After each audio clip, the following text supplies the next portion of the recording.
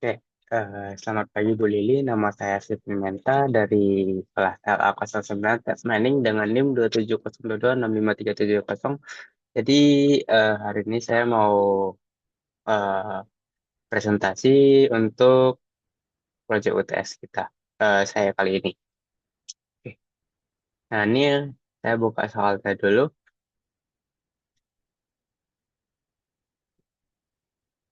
Nah, oke. Nah, jadi di sini itu kita disuruh untuk membuat model prediksi rating. Nah, prediksi rating ini maksudnya apa? Jadi kita itu bakal mengumpulkan review-review di Play Store dari bebas satu game atau beberapa game. Yang penting kita dapat review-reviewnya. Kemudian dari komen-komen reviewnya atau tes reviewnya itu nanti kita bakal eh, memprediksi kira-kira ratingnya itu 1 sampai 5 bakal berapa gitu. Oke. Nah, jadi di sini itu kita disuruh untuk mengumpulkan data review game sebanyak 1.000 data. Jadi ini bebas berapa game pun. Habis itu dengan nilai ratingnya juga bebas. Yang penting ada 1 sampai 5. Oke. Nah, jadi di sini juga harus ambil dalam bahasa Inggris. Nah, kita masuk ke code-nya. Oke. Jadi di sini cuma untuk import biasa. Kemudian ini untuk NLTK download ini di sini tuh buat download korpus-korpus atau vocab-vocab. Misalkan Pangte dan Pangte ini sebenarnya dia download buat tokenize-nya. Habis itu stopwords ini buat yang download stopwords atau kata-kata yang sering digunakan yang bakal kita buang nanti. Oke, habis itu NLTK download words ini buat download vocabulary Inggris di mana nanti kan kita mau dapetin non-standard words. Nah, di mana non-standard words-nya ini adalah kata-kata yang tidak muncul di NLTK words ini. Habis itu ini buat tagging, post tag yang nanti digunakan buat lemma test. Dan di sini tuh buat lemma testnya sendiri. Dan NLTK Brown ini itu buat download vocab Inggris di mana kita mau buat spell checker atau typo checker. Jadi dia bakal kalau misalkan ada typo dia itu bakal em, mengubah sesuai vocab yang ada di sini. Oke, lanjut. Nah, cara scrapingnya gimana? Cara scrapingnya itu menggunakan library namanya Google Play Scraper. Oke. Nah, Google Play Scraper ini yang kita pakai itu ada app dan nanti ada reviews-nya. Oke. App ini buat ngedapetin detail dari app-nya.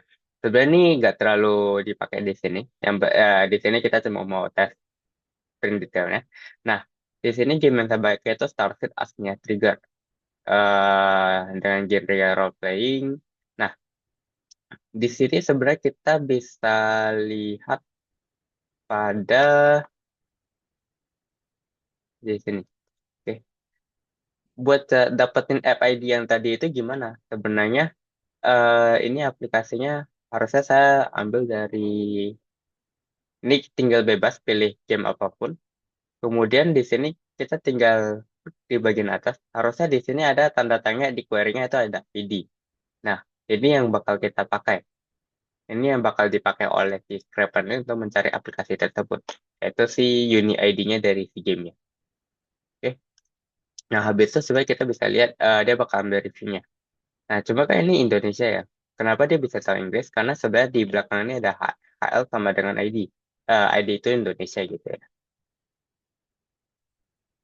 Nah, di sini itu kita mau ambil yang language-nya English dan country-nya itu di US. Sebenarnya biar memastikan bahwa yang kita ambil itu mostly Inggris. Walaupun sebenarnya nanti dia bisa ada kesempil kayak bahasa lain dikit di beberapa game gitu. Nah, cuma untungnya di game ini itu dia cuma ada yang bahasa Inggris.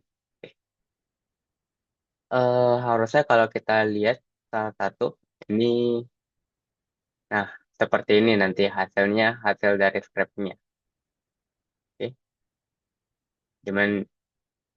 Dimana ini ada komennya. Cuma nanti kita nggak pakai semua kolomnya. Nah, kolom yang didapetin tuh gimana? Ada review ID, username, user image, kontennya, score, thumbs up, count. Ini buat yang kayak berguna atau enggak. Kalau dia itu ada di bagian Nih, apakah konten ini berguna bagi Anda? Ya atau tidak? Tuh. Kayak thumbs up bagi orang lain lah. Habis itu ada reply konten, reply ad. Ini tuh reply harusnya by perusahaannya sih. Kayak gini. Nah, harusnya kita nggak bisa reply. Ini reply oleh si pemilik game sendiri. Habis itu lanjut di sini itu yang saya script itu menggunakan language English dan country-nya US sesuai permintaan soal. Kemudian app ID-nya kita dapat di target count-nya sesuai 1000 dan sortingnya itu sorting by most relevant. Nah, di sini tuh kenapa sorting most relevant sebenarnya di sini biar eh berdasarkan hal-hal yang lebih relevan buat jadi kalau misalkan yang non relevan atau misalkan kita pakai news, kadang kan bisa muncul review-review yang sebenarnya kayak asal atau aneh doang gitu. Dia cuma ngasal kasih review. Nah, jadi kita ambilnya most relevan. Oke. Nah, nanti bisa dicoba yang lain kalau mau. Cuma di sini yang saya coba itu pakai most relevan. Oke. Nah, sebenarnya di sini kan dia returnnya itu adalah tuple list of dictionary dan continuation token. Result ini adalah si datanya nanti. Ini kita jadiin data frame-nya, makanya nanti dia jadi kayak gini. Tapi sebenarnya dia returnnya list of dictionary. Dan yang variabel kedua itu continuation token. Nah, continuation token ini sebenarnya dipakai waktu apa? Continuation ini gue repot. Oh, udah. Oke. Nah, continuation token ini sebenarnya dipakai itu kalau misalkan target count-nya kita itu sangat banyak, misalnya 100.000. Nah, 100.000 itu sebenarnya kita butuh kayak gini. Ini sebenarnya kita bisa lihat detail dari fungsinya di library dia sendiri. Ini kan kita pip install tuh dia masuk ke library. Oke. Nah, kita bisa lihat di review ini punya mascot mascot its pet di mana mascot its pet ini adalah sekali dia tes dia bisa dapetin berapa data. Contoh di sini itu 4.500 ya. Nah, jadi dia sekali tes maksimal cuma 4.500. Kalau lebih dari 4.500 dia harus batching gitu atau di for loop lah nanti di batch. Oke. Nah, kalau di sini saya nggak implement batchingnya karena kita cuma butuh 1.000. Terlalu offering user nanti. Oke, lanjut ke nomor 2 dan 3.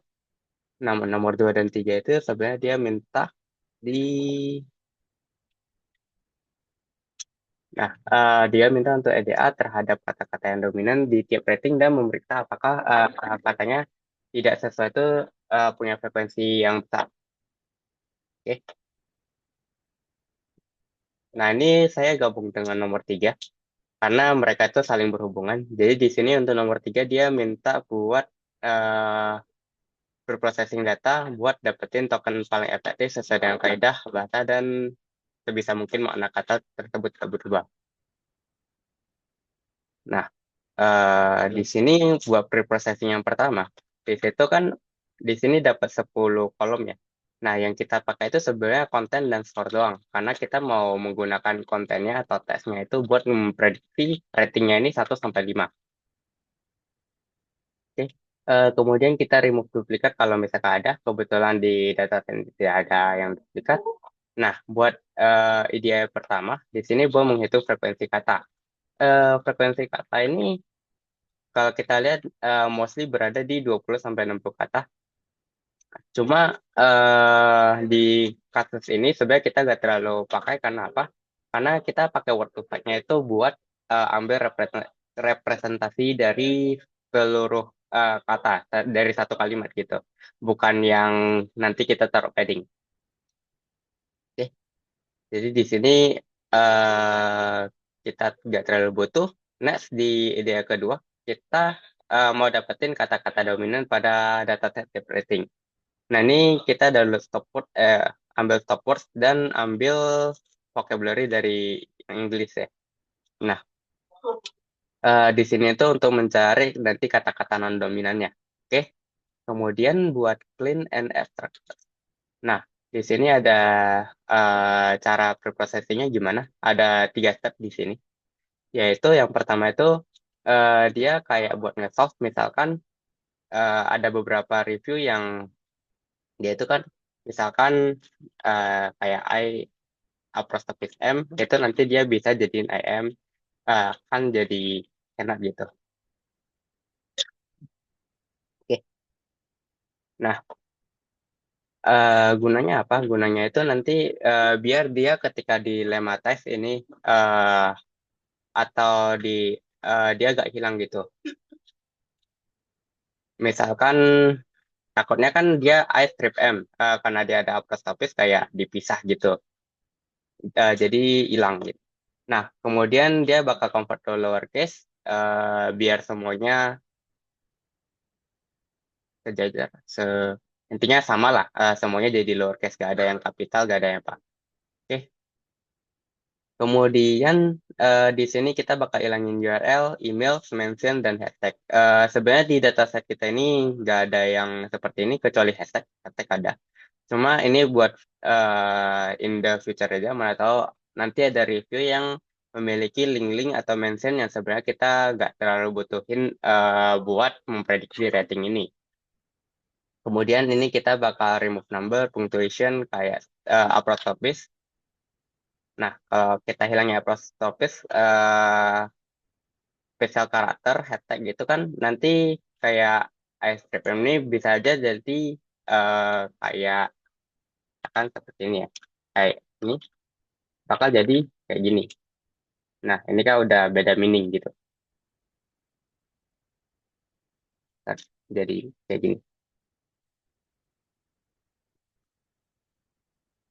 Oke, lanjut di sini kita cuma ambil hanya huruf kecil A sampai Z. Kenapa gak ada huruf besar? Karena di sini kita udah lower semua teksnya. Nah, di sini kita bersihin semua dari stopbox-nya juga. Nah, di sini kita tinggal apply preprocessnya, fungsinya ke dalam si review text ini. Kemudian kita join lagi by string kosong. Oke. Nah, buat yang pertanyaan untuk terhadap kata-kata yang dominan, di sini saya pakai word cloud. Nah, word cloud ini kan sebenarnya dia gambarin kata-kata yang sering digunakan. Makin besar tuh berarti makin sering muncul gitu ya. Nah, apa yang bisa kita dapat dari kata-kata yang dominan di tiap rating ini? Sebenarnya kita bisa lihat beberapa hal. Kayak misalkan di tiap rating ini sebenarnya kata kayak game, karakter ini banyak muncul, sering sering banget muncul. Cuma ada beberapa kata-kata unik juga yang sering muncul di sini. Contohnya, misalkan di rating kelima ini ada good, fun, story yang bisa menandakan bahwa sebenarnya orang-orang yang rating 5 ini dia suka sama gamenya karena misalkan story-nya bagus gitu. Oke, habis itu di rating keempat juga masih bagus, cuma mungkin terdapat beberapa kata-kata kayak isu ini mulai muncul gitu. Makanya orang kayak masih suka dengan gamenya, cuma ada beberapa isi pada gamenya, misalkan seperti itu. Nah, rating ketiga ini mulai bercampur antara yang positif dan negatif, dan yang paling rating 1 dan rating 2 itu mulai muncul kata-kata yang lebih negatif, lebih dominan negatifnya. Misalkan kayak di rating first nih, dia langsung muncul kata-kata kayak misalkan eh stress gitu ya. Habis itu ada problem, uninstall, mulai muncul kata-kata yang negatif. Oke, jadi kita lanjut ke non standard words yang tidak sesuai standar bahasa. Itu di sini saya ceknya berdasarkan kita lihat aja dia ada di dictionary English atau enggak. Kalau enggak ada berarti dia itu dianggap sebagai non standard words. Oke. English dictionary-nya itu dapat dari yang di atas tadi, yaitu si NLTK Corpus Word. Oke, lanjut ke bawah. Nah, ini buat dapetin data-datanya. Oke, kita langsung lihat ke hasilnya aja. Nah, buat yang non-standard words sebelum kita berproses nanti, sebenarnya kita bisa lihat di sini ada total unit words-nya itu ada 3.324, di mana 35%-nya itu non-standard words. Sebenarnya ini di non-standard words ini lebih banyak kayak istilah-istilah game atau ada typo, singkatan seperti itu. Oke. Nah, jadi apa yang kita lakuin terhadap non-standard words ini? Ini kan sebenarnya cukup banyak ya, sampai seratusan. Oke, kita bakal lakuin pre-process. Di mana pre-process ketiga ini adalah kita bakal fix typo-nya. Kemudian kita bakal lematize. Nah, cara fix typo dan lematize-nya gimana? Yang pertama ini ada normalization dictionary, di mana di sini adalah hal yang nggak bisa di-solve oleh si test block correct ini. Oke. Eh, jadi saya ini berforce untuk beberapa kata yang kayak misalkan ini but tapi u-nya panjang ini langsung diganti jadi but aja. Jadi ini beberapa kata yang eh, apa namanya typo atau mungkin sengaja dipanjangin gitu. Nah, jadi di sini tinggal dinormalisasi. Kemudian ada beberapa game terms yang kita gak ilangin. Jadi kalau misalnya dia pakai game terms, gak usah di solve oleh si correctionnya ini. Takutnya nanti dia malah ganti ke kata yang lain. Padahal itu merupakan game terms dia atau istilah-istilah game. Oke. Nah, di sini tinggal di eh, cek yaitu kalau misalkan dia di normalisasi dictionary-nya, dia tinggal ambil yang kanan. Nah, kalau misalkan dia digentem, ya udah ambil tokennya doang. Tapi kalau misalkan dia itu selain berdua ini, dia bakal koreksi katanya. Kalau salah, oke. Kalau benar ya udah pakai token aslinya aja.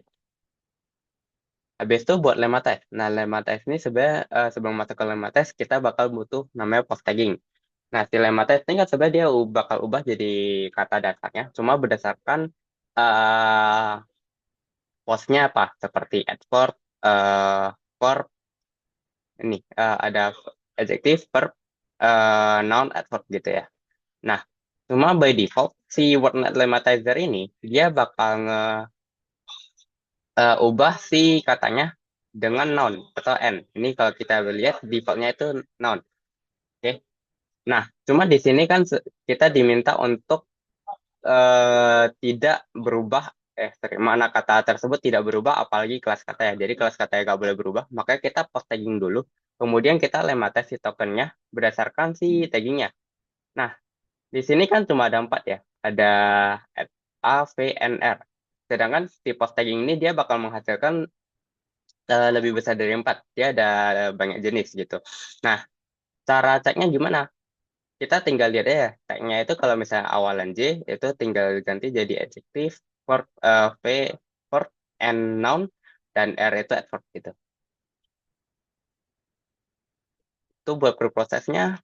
Nanti lanjut aja di review testnya itu langsung progress ke apply si proses tes. Ini sebenarnya bisa pakai apply juga, cuma kalau misalnya mau lihat progresnya bisa pakai progress apply. Ini ada tag IDM juga sih buat lihat prosesnya jalan gitu. Oke, nah setelah kita berproses, kita bisa lihat kalau misalkan kata-kata non standarnya ini berkurang jadi 4,60%, eh yang awalnya itu 21,57%. Oke.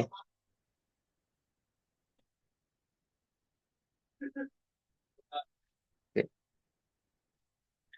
ini saya suka. Nah, di sini itu udah jadi 4,60%, di mana non standarnya 245. Oke. Nah, ini adalah beberapa kata yang sebenarnya masih bagian non standar. Saya cuma bakal kita biarin karena secara kuantitinya juga sedikit gitu. Nah, kita bisa lihat dari plot di sini bahwa yang pertama itu non standar plotnya before-nya 1164 jadi 245. Ini itu unit words. Sedangkan yang occurrence-nya itu, jadi dia lebih dikit gitu. Before-nya 4.000, sekarang jadi 841. Itu buat nomor 2 dan 3, kita lanjut ke nomor 4. Di mana di sini itu kita disuruh buat em, model prediksi. Tapi sebelum buat model prediksi, kita butuh representasi teks data. Di sini itu kita diminta dua teks representasi, nah, di mana metode yang nilai vektornya itu representasi seberapa penting kata tersebut dalam suatu data sampel, yang di mana itu ini pasti TF-IDF. Dan metode yang vektornya representasi di sekitarnya, di training dengan ANN dengan input kata dan target kata yang di sekitarnya, itu adalah si word effect, tapi dengan si skipgram gitu. Bukannya Jebo, Sibo. Oke. Nah, di sini itu yang pertama itu kita pakai TF-IDF. Kenapa TF-IDF? Karena kan tadi dia minta seberapa penting kata tersebut dalam suatu data sampel gitu ya. Nah, cara kerja si TF-IDF ini sebenarnya dia cuma ngitung kayak seberapa sering suatu kata itu muncul di dalam satu dokumen. Jadi kalau misalkan kita mau cek rumusnya itu, eh dia itu bakal ngecek beberapa kata itu sering muncul dan ada berapa kata di dalam string itu harusnya. Oke. Wait, di sini saya bikin markdown baru dikit. Nah, biar saya bisa tulis ini. Nah, jadi TF itu sebenarnya dia bakal hitung berapa jumlah kata, sorry,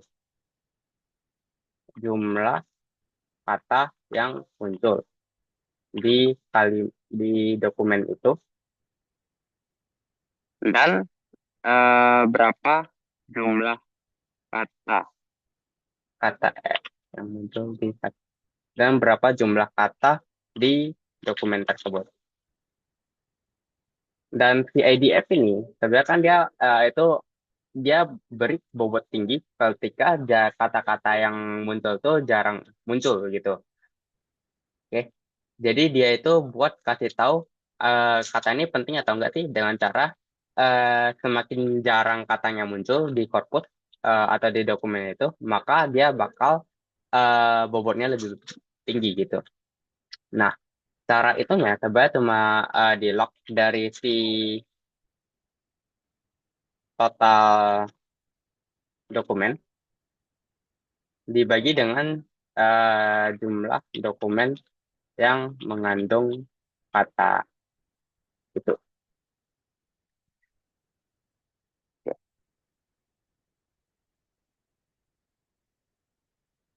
Sedangkan keyword to fact itu adalah dia itu bakal jadiin di sini dia jadiin suatu kata itu nanti dia jadi hasilnya adalah vektor. Kalau TF-IDF nanti hasilnya berupa satu angka, satu value TF-IDF lah, satu value score TF-IDF. Nah, vektor nanti saya bakal contohin buat TF-IDF-nya. Sekarang kita bahas buat word to fact-nya dulu. Nah, kalau misalkan si word to fact ini, dia itu di train pakai ANN. Kemudian, di sini itu ada dua jenis, di mana di sini ada cebok dan script, gram. Nah, sebenarnya di sini saya udah tulis. Nah, si Sibo ini sebenarnya dia itu dia prediksi target word lo by context. Maksudnya apa? Misalkan eh saya suka tes ini. Nah, nanti kayak misalkan ada satu kata di sini yang bolong, kan? Bolong. Terus dia bakal dikasih konteks saya, tes mining. Kira-kira di sini katanya jadi apa? Gitu. Dia bakal prediksi kata di sini itu apa. Sedangkan si skipgram itu kebalikannya, di mana kita dikasih ini kosong, besok suka ini kosong. Jadi dia itu digunakan buat ngeprediksi konteksnya atau yang ada di sekitarnya berdasarkan si targetnya gitu. Oke. Nah, eh, di sini saya ada gambarnya.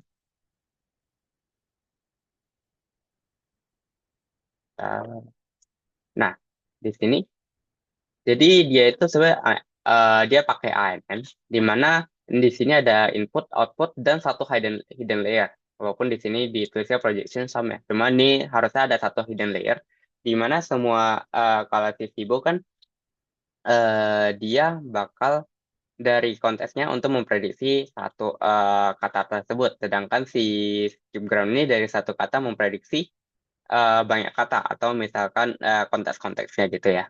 Nah, hasilnya itu apa? Hasilnya itu adalah yang ada di tengah sini. Ini saya ganti warnanya. Di tengah ini.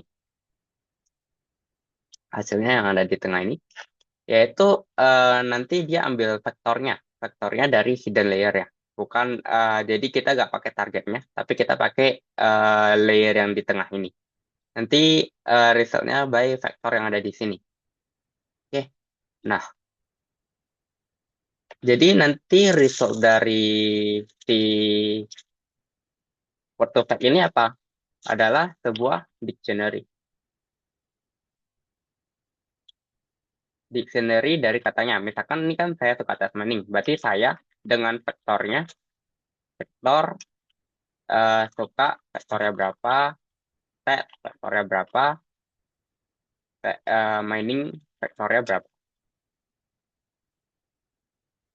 Nah, vektor ini nanti dia itu representasi katanya. Nah, sebenarnya vektor ini representasi kata atau makna dari kata tersebut, tapi dibuat jadi suatu angka vektor lah.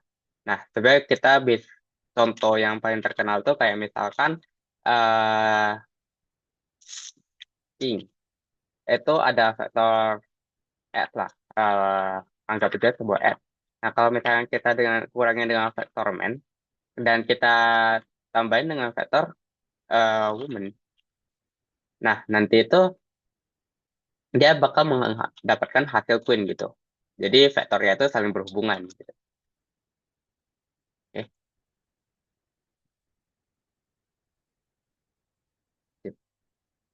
Kemudian di sini kan harusnya vektornya ini kan lebih dari satu ya. Maksudnya dia dapetin vektornya misalnya 0, bla bla bla hmm, kayak gini 0, bla bla bla gitu ya. 4, 2, 4, 2 gitu. Nah, nanti dari vektor ini itu bakal eh kita rata-ratain. Kenapa harus rata-ratain? Karena si mesin learning kan cuma menerima satu input ya. Atau inputnya itu harus satu lah, dia nggak bisa menerima vektor vektor gitu. Jadi kita nanti bakal rata-ratain. Misalkan saya punya kata saya suka tes mining,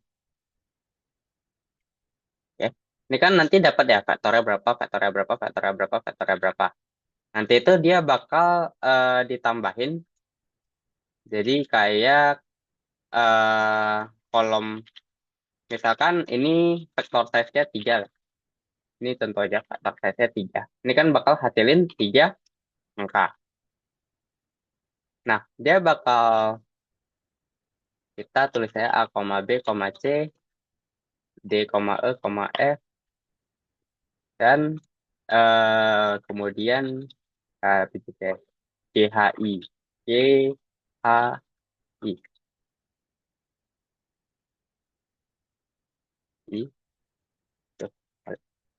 Dan J, K, L. Nah, seperti ini ya. Nah, nanti dia bakal ambil si A ditambah dengan D, ditambah dengan G, ditambah dengan J, dibagi berapa? Dibagi berapa katanya? Ada misalnya di sini ada 4 gitu. Dan ditambah ke semuanya. Ini bakal jadi kolom 0. Kolom 0, kolom 1 bakal jadi B tambah E tambah H tambah K. Dibagi dengan 4 gitu. Nah, nanti hasilnya itu bakal kolomnya itu sebanyak vektor size ya. Jadi kalau vektor size kita 100 ya dan nanti bakal ada 100 kolom. Kurang lebih seperti itu. Nah, eh, sebenarnya ada cara kedua, cuma gak ada bakal dijelasin di sini. Nah, jadi di sini itu hasil dari ini adalah kayak representasi si kalimatnya, bukan representasi kata lagi. Jadi dari sentence itu, bukan, dari reviewnya, full text-nya, itu bakal dapetin representasi katanya, representasi katanya. Nah, balik lagi ke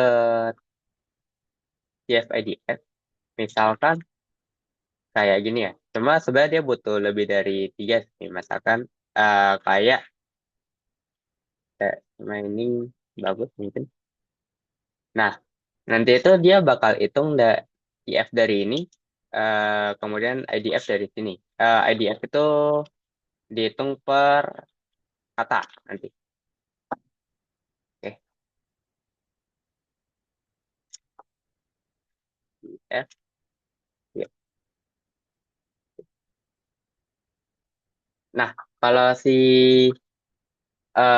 TF IDF ini, dia itu bakal hitung misalkan jumlah kata S yang muncul di dokumen itu dan berapa jumlah kata ini harusnya dibagi ya, dibagi jumlah kata S yang muncul. Misalkan saya suka tes mining. Jumlah kata yang muncul di dokumen itu ada 4. Oke. Jumlah kata di dokumen itu. Dan kalau jumlah kemunculannya berapa? Misalkan saya itu muncul cuma sekali. Ini kebetulan semua cuma sekali ya. Jadi nanti hasilnya adalah saya suka tes mining itu bakal jadi tuh, seperempat, seperempat, seperempat, seperempat.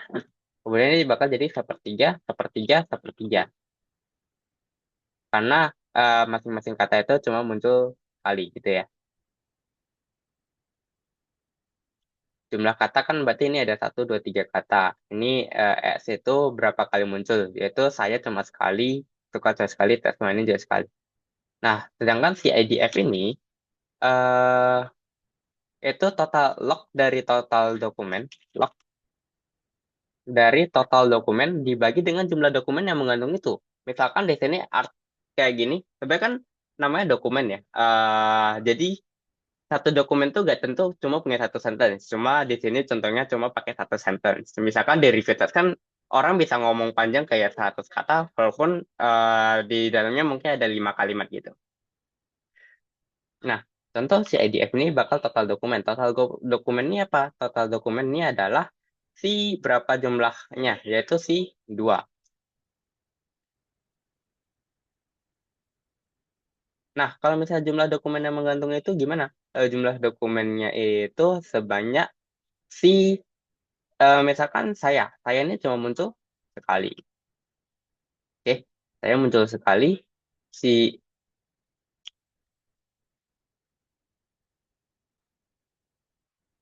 suka ini muncul berapa kali? Berarti log dari 2 per si jumlah dokumennya itu satu, sedangkan test mining itu berarti kayak 2 per 2 gitu. Semakin dia sering muncul, kayak 2 per 2 kan artinya ini lognya log satu ya. Log satu ini nol. Nah, berarti semakin bobotnya itu semakin rendah gitu. Anggaplah seperti itu. Nah, itu buat TF-IDF sama word to fact. Nah, masuk ke code-nya.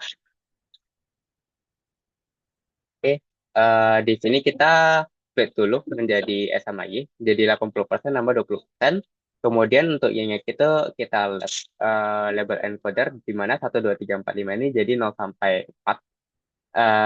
Karena dia juga ordinal ya. Dan juga apa namanya bertingkat, 1 sampai 5 itu ada perbedaannya di mana 5 lebih tinggi gitu. Habis itu TF-IDF ini tinggal dipakai. Habis itu buat trennya kita fit transform dan tesnya nanti kita transform doang. Dan word to fact juga sama. Jadi kita buat train test, ini buat modelnya. Sentence-nya itu dari train sentence-nya. Kemudian vektor size-nya itu adalah 100. Jadi nanti dia bakal hasilin 100 vektor. Window-nya ini 5 window ya. Artinya nanti dia bakal prediksi menjadi 5 kata. Min count ini 2 artinya dia bakal pakai minimal kemunculan kata tersebut adalah 2 kali. Dan skip gram ini adalah 1. Dan epochnya kita 20. Berapa kali training. SG ini artinya skip gram ya. Kita pakai skip gram. Nah, ini yang saya bilang tadi, yang dibagi rata-rata yang nanti hasilnya adalah sesuai dengan vektor lengthnya. Ini 100 ikutin dengan word to fact-nya aja. Oke, nah ini tinggal di train, udah dapetin vektornya. Kemudian nomor 5. Nomor 5 itu kita disuruh buat prediksi menggunakan dua machine learning yang dipilih sendiri dan hyperparameter minimal 2 hyperparameter. Nah, di sini itu kita hyperparameter kita memilih model ada 2 jenis, yaitu si SPM sama sorry, SPM lebih tepatnya SPC atau support vector classifier sama random forest classifier. Soalnya ini saya juga lihat dari paper-paper yang lama di mana mereka juga memakai hal ini. Oke, jadi bad testing juga. Jadi kayak mereka udah pernah. Jadi saya cuma memakai untuk testing doang. Oke. Nah, kemudian buat hyperparameter tuning. Nah, buat hyperparameter tuning ini intinya function ini buat ngetes modelnya di mana kita kasih kasih aja modelnya, nih, kasih aja modelnya, kasih aja datanya dan paramnya. Jadi saya nggak perlu tulis ulang per modelnya gitu, per parameternya. Oke, harusnya nanti di sini ada 8 model buat nomor 7 juga. Oke. Nah, jadi di TF-IDF model pertama itu pakai random forest classifier dengan TF-IDF. Kedua pakai random forest with cube SPC with TF-IDF, dan SPC ini harusnya with gram ya. Ini saya taruh di gram. Oke. Nah, saya jelasin dulu eh si random forest classifier sama SPM. Nah, buat parameter yang kita pakai itu ada N estimator dan MATLAB buat si random forest. Classifier random forest itu kan pasti tree ya. Nah, di mana tree ini dia itu ada parameter N estimator dan MATLAB-nya. Di mana N estimator itu adalah si jumlah leaf-nya dan si MATLAB itu adalah seberapa dalam leaf yang bisa dia buat gitu.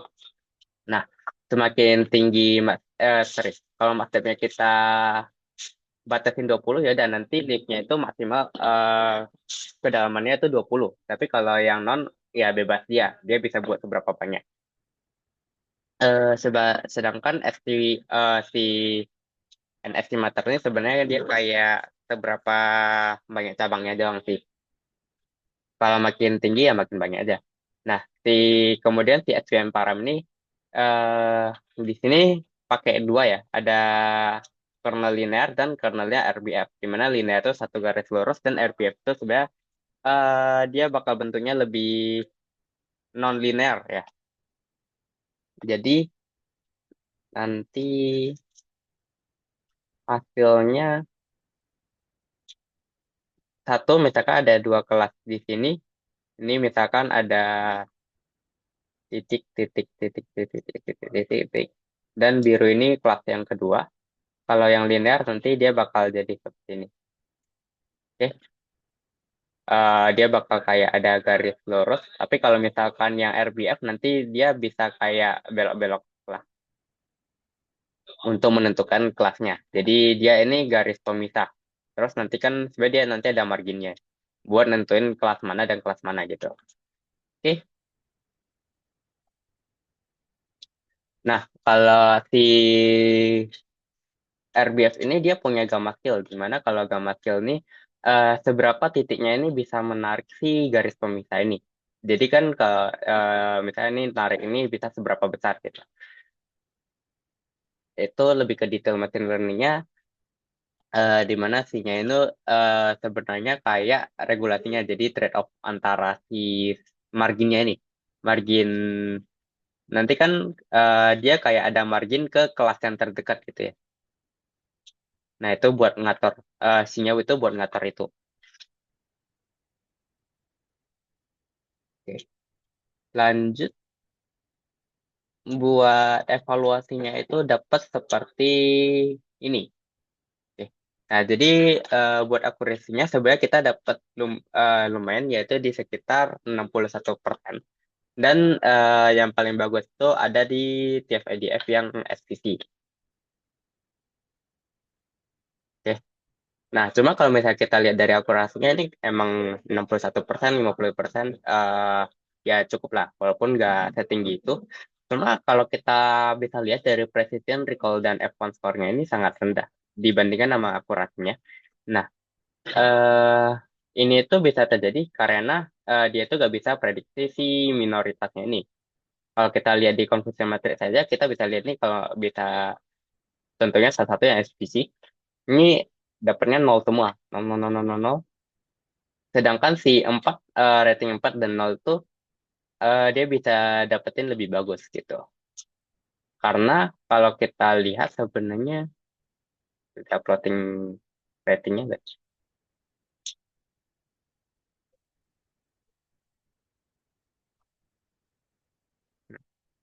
Harusnya ada di bawah sih. Bentar ya. Nah ini. Nah, before mode ini sebenarnya Smooth nanti saya bakal jelasin intinya itu di sini rating 2 dan 2 3 dan 4 tuh memiliki jumlah yang sedikit dibandingkan dengan satu dan 5. Satu dan 5 ini memiliki data yang cukup banyak ya. Nah, cuma 4 dan 5 itu kan mirip. Satu dan 2 itu mirip dan 3 itu di middle. Jadi dia kayak nggak bisa terlalu bedain antara 2, 3 dan 4. Dia lebih dominan terhadap yang satu dan 5. Nah, makanya di sini kita bisa lihat precision recall advance score-nya rendah gitu. Makanya kita masuk ke nomor 7, di mana karena datanya imbalance ini, kita coba handle. Nah, handle-nya dengan cara apa? Dengan cara kita stratify trend test split-nya dan smooth SMOT, smooth. Oke. Nah, jadi sebenarnya si stratify yang Mas ini ngapain sih? Nah, di trend test split ini, kita stratify by year. Maksudnya apa? Jadi kalau di Stratify, dia itu bakal membagi train test-nya itu secara proporsi.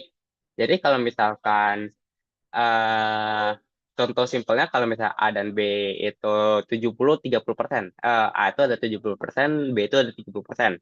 Oke. Nah, nanti di tren trennya itu juga proporsinya 70 banding 30 dan testnya itu juga 70 banding 30 proporsinya, bukan jumlah datanya ya, proporsinya. Jadi kayak persentase datanya gitu. Sedangkan kalau nggak stratify ya dia bakal random aja gitu. Bisa aja proporsinya nggak sama gitu. Nah, sedangkan si smooth ini dia itu oversampling. Cara oversamplingnya gimana? Yaitu dari data-data yang rendah ini dia bakal ini kan dia bakal fokus ke data-data yang memiliki jumlah data rendah gitu. Contoh ini ada 68, 80, 120 dan 166 ya. Pendingnya berapa? 366. 366. Makanya semuanya datanya dia bikin jadi 366. Cara dia bikin datanya gimana? Dengan cara bikin sintetis data, di mana itu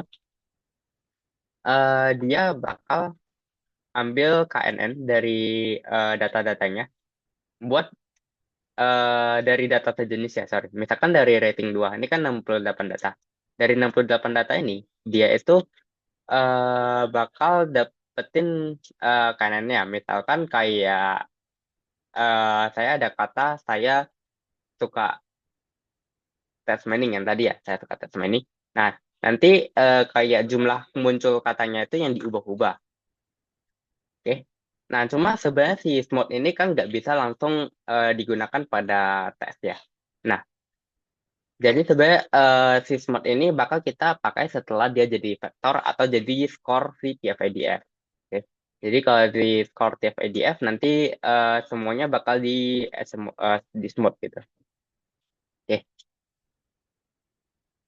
itu buat TF-IDF sama Workpack ini duanya masih sama. Ini sama aja. Oke, sukses. Itu buat cara kerja Smooth sama si Stratify ya. Kita bakal lanjut ke bawah. Nah, ini kita bisa lihat setelah dia Smooth dia jadi balance ya. Nah, modelnya juga dipakai sama, parameternya, kombinasi parameternya juga sama. Nah, di sini itu hasilnya kita bisa lihat di bawah. Oke.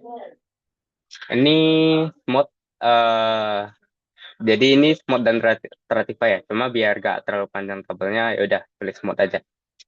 Oke, representasinya pakai TF-IDF gram, algoritmnya pakai random forest sama SVP, hyperparameternya sama, cuma bedanya di sini jadi ada GCS ya, yang smoothnya.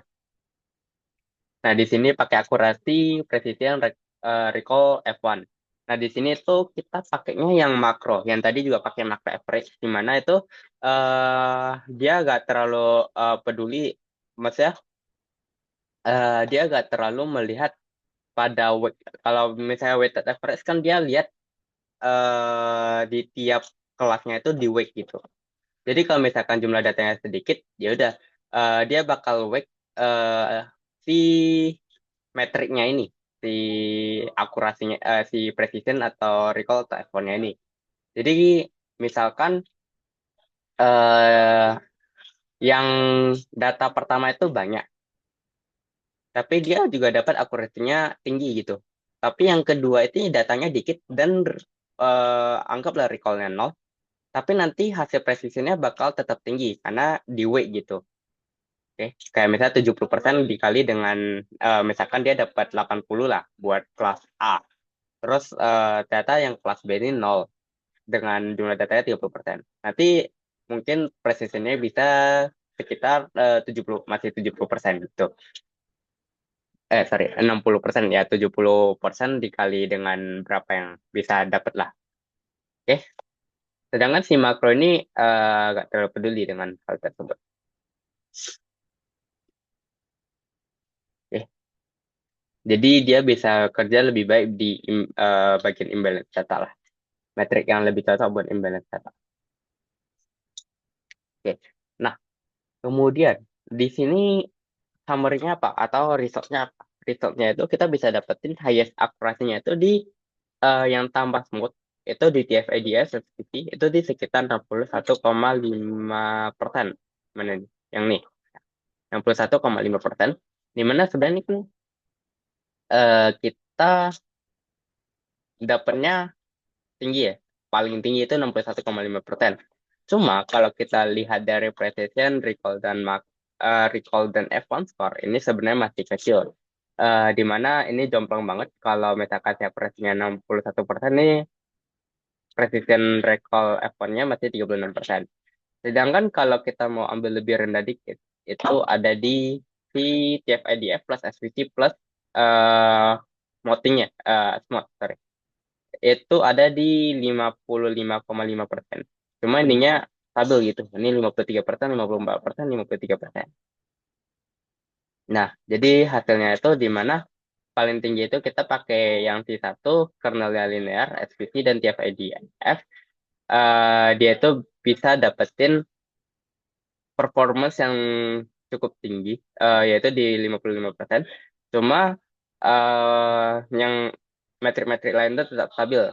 Yang kalau misalkan yang ini lebih tinggi 61,5%. Cuma metrik yang lain tuh sangat rendah gitu. Jadi eh, kesimpulannya sebenarnya si teknik smart ini sebenarnya dia memperbaiki eh, performance si minoritas nih. Yaitu kalau kita bisa lihat langsung dari precision, recall, dan F1 score-nya. Oke. Nah, mungkin kalau misalkan kita mau lebih kayak future improvement gitu ya, itu sebenarnya instead of rating, mungkin kita bisa kayak prediksi apakah ini recommended atau enggak. Kalau misalkan kayak gitu, kayaknya lebih bagus. Karena apa? Karena dia kan nggak bisa memprediksi si minoritas. Jadi kita kayak menggrouping si ratingnya. Misalkan 34 itu ada recommended dan 012 itu not recommended. Tapi ini kan di kasus yang lain gitu, nggak sesuai dengan soalnya. Oke, paling itu aja penjelasan dari saya. Terima kasih.